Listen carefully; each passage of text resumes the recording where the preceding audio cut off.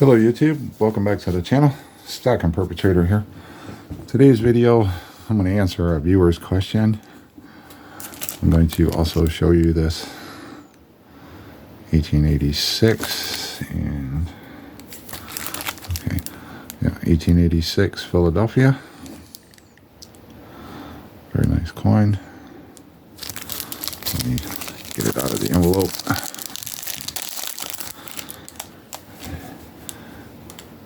Show you this, let you know why I picked it up. As you know, I've been cherry picking and somewhat going through my collection and IDing the VAMs, the VAM designation. I have several more out here.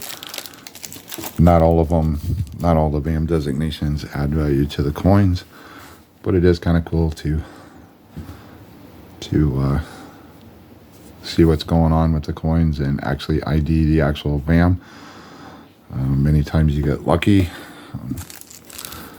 like with this peace dollar that I showed you in a previous video. It's on the Hot 50 list.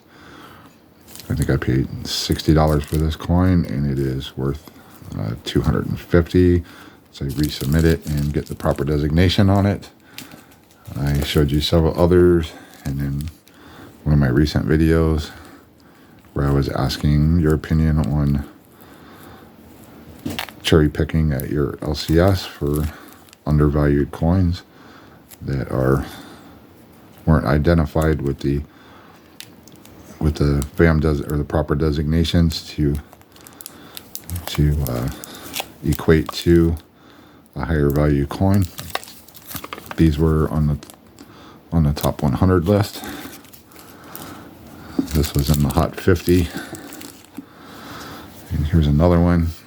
Now in this case, this is a VAM 1C 3+2. It's on the Hot 50 list. It's also on the WOW list. But even that said, this only gets, with the designation, only gets a $40 to $50 bump in price. So this is one, even though it's on two lists, it's on the WOW list and it's on the Hot 50 list. It doesn't see a price jump like this peace dollar does, or these two 88 Phillies. They get significantly higher price bumps. But this is overall, it's a nice coin. I'm going to answer, I'm going to answer a question one of my viewers had. They asked about resources that I use to do what I'm doing. And I showed the unboxing when I got this, the Encyclopedia of Morgan and Peace Dollars by Leroy C. Van Allen and A. George Malice. VAM is derived from VA and the M, the two authors' initials, last name initials. This book is full of really great information. They show a lot of different things. They go into some diagrams. They show all the different numbers for the dates. They get into all the different variations of the mint marks that you can see. Some of the more prominent, if you're searching for the clashed E's on the reverse, those are highly sought after. They show you the different variations, so what you're looking for. They show you some of the more prominent marks on the VAMs. Clash mark back behind the cap, the fish hook, which I've showed you, or what looks like a fish hook. They show you under the neck. A couple of the one of the line types you'll see by this N on the reverse. The turkey neck, I showed you. I have a video out where I have a coin that has that mark. And here's another one. Different kind of mark on the eagle's neck. And just some other clashing. This is a normal. You'll see this clashing quite a bit right here. This clash is actually from Morgan's neck. This clash is caused by the profile of her neck right here, and that's what causes that clash. We're going to see that clash in this coin. But then in conjunction with this book, if you don't want to spend the money for the book, you can go to, and I'll leave a link in the description down below, you can go to VAM World 2.0. That's VAM, VAM, WORLD 2.0.com. And then you can search Morgan's by the date and see all the different VAMs for that date or date and mint mark. And then they let you know which ones are the top 100, the hot 50s, the wow list, the super clash die elite 25 list. They'll let you know what those coins are. And I have to remember this one. All right, this is the 1C32. I'm going to show you the prominent marks, which is going to be on the reverse. Find my pointer. We are going to be looking in this area right here. And if you remember the book I just showed you, they show that usually that is right in here, but it is extended out. There's a point here, and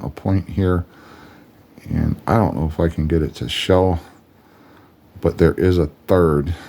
It's like this longer one I can see the faint line right there coming out. So there's 1, 2, and then there's another one in here.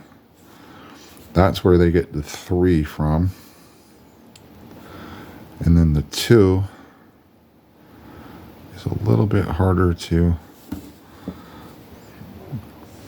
see, but right there they are.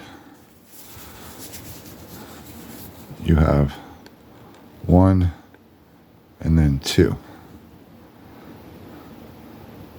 So just depends on, and then it looks like there's possibly a third one there. So I'm not 100% sure if they're counting it as 2 for this one and then 1 here, but they count this lower part as 2, and then this upper part, which is hard to,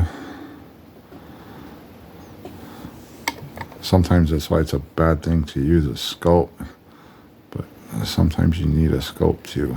Let me see if I can get it to show up on the loop. What did I do with my loop? Where's my loop? Hang on a second. There it is. I took it to my desk for a second. Let me see if I can get it to show up on the loop.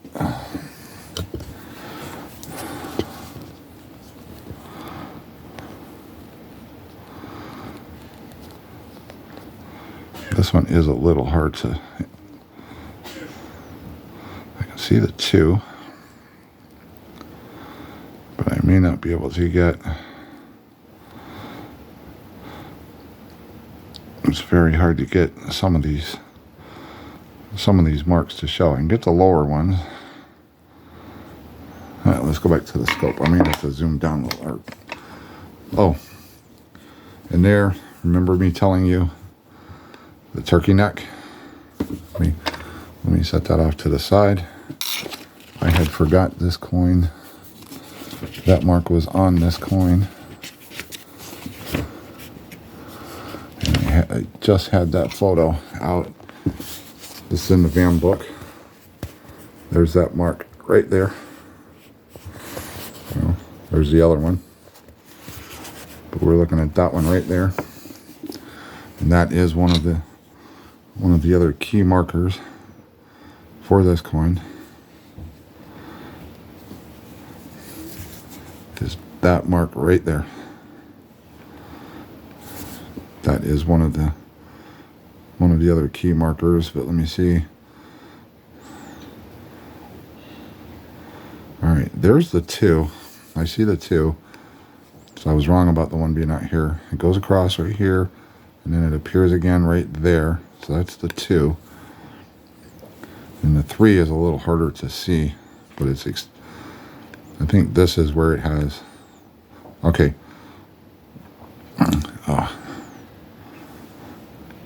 I got one outline right there is a flat edge, and then there's another one right here, and then the other one is back this way.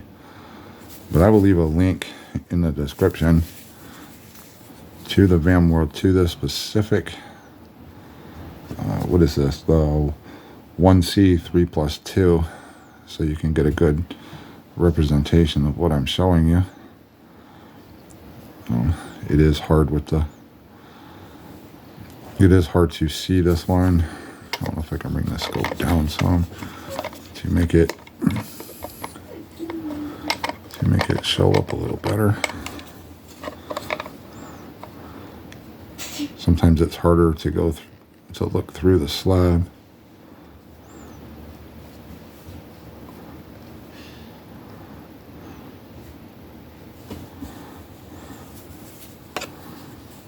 But you can see some of the outline of it right there. There are three. I spent a lot of time looking at it to verify it. But that's where they get the 3, 3, 2. So there's one back here, and then there's two out this way, and then you come down and you have the 2 here. So that's why they call it the 3+2. So you get 3 up here and 2 right there. But the other, no denying, there's also a little, there's a spike line right here. But like I said, that other key marker is this right here, this area right there.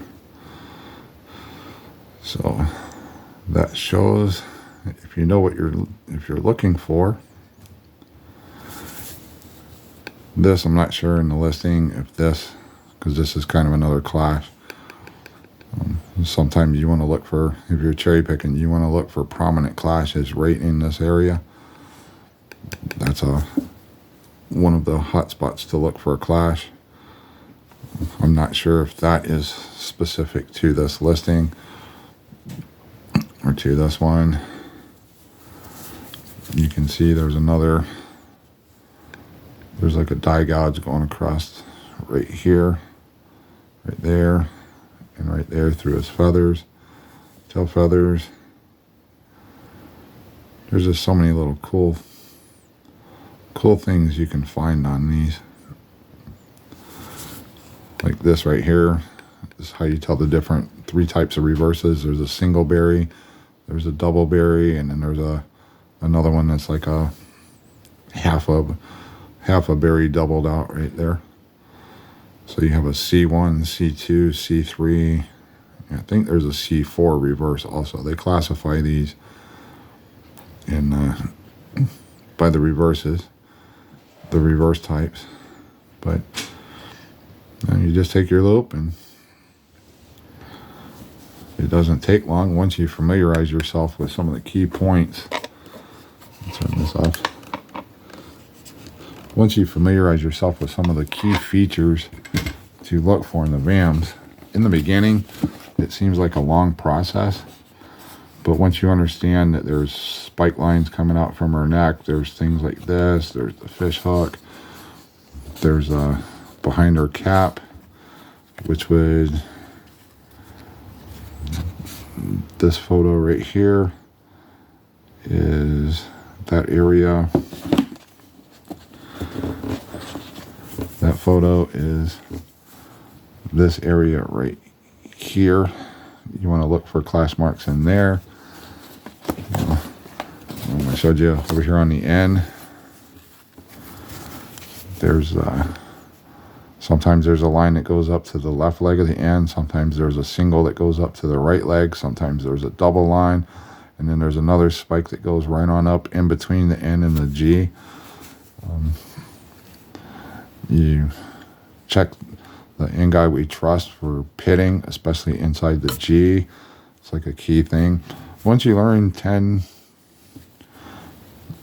once you learn the basic, like maybe 15 spots to look for key markers on these, it gets a lot easier. It gets real easy, and then you can look at a coin. You can, like, you're not really looking at the high spots. If you're looking at a graded or even a rock coin, you're looking at like the lips, the neckline. You're looking for, you know, in this area. You're looking in this area for clash marks. You're checking for a couple of diphile lines up in the poppies. You're looking for doubling on the Liberty band. You know, you can quick scan of the coin, find all those. Sometimes you're looking for lines in between the neck and the wing. You're looking for these lines up here. You're looking for clash marks over here, clash mark there. So you do if you know those marks and those hot spots, you always want to check right here for that clashed E. You always want to check between the bow and the tail for those. And it just, once you learn a few of the markers, it makes it a whole lot easier to find these hot 50s and top 100s and WOW list and the Super CD Elite 25. It just makes it a whole lot easier. I've actually pegged some of these listings.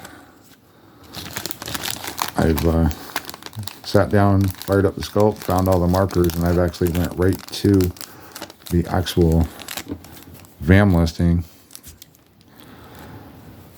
And so I spent, you know, just time at the coin shop, either looking at the slabs or looking at the raw coins.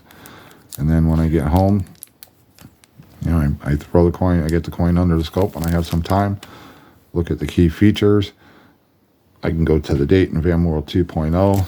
I can skim down until I see a couple things they have worded for the listing. Like, you learn your date position, so then if you know your date positions, whether it's a near date, a far date, a normal date, you can narrow down your search within the list of VAMs, and it doesn't take that long. It just takes a little time studying. And like I said, I'm getting faster and faster at spotting VAMs. And I spotted one on somebody's video, but they were wiggling the coin around too much. But I saw some key features, and I looked on VAM World, and I'm like, I tried to pause their video at the best angle I could, and I was like, well, yeah, they got that marker, that marker, that marker, and this marker here. And I put in their, I responded to their video that they might want to check that VAM listing. Because they had one of the super class I Elite 25s. I'm not going to add value to the coin, but kind of cool to know that you have that VAM. But anyways, let me know your thoughts down below. I'll see you in another video.